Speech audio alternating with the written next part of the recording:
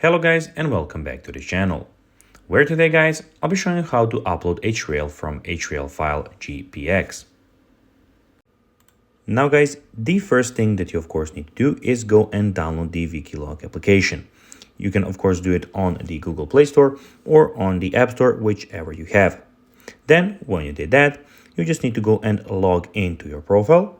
But guys, if you do not have one, you can always go and register to Wikilog. But guys, if you do not know how to do that, you can always go to our YouTube channel where we have plenty of how-to Wikilog videos where you can see how you can do this. Now guys, that we got that out of the way, let's see what we actually have in front of us. So as you can see here, we have the official Wikilog application where we have a lot of things going on.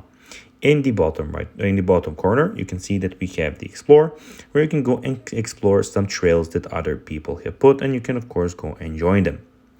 Also, in the top side of the screen, we have Find Trails, where you can go and type a name of a trail, or you can go to the top right corner and click Filters, where you can filter out any trail that you would like. We have on the next thing is we have the Explore Record Trail, where you can record your trails.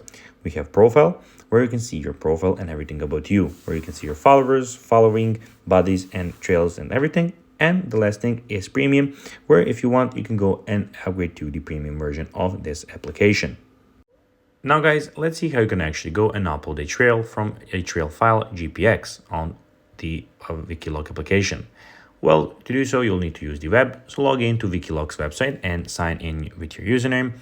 From your profile, click on Upload Trails at the top of the screen. Choose the Upload File option, which says select the file connecting with the GPS track and waypoints to upload. Choose the file saved on your computer, and that's basically how you can do it. So guys, that will be everything for this video. I hope that you found this video informative. If you did, don't forget to like this video, share it, subscribe to the channel, and put the notifications on. And guys, as always, I'll be seeing you in the next video. Bye guys.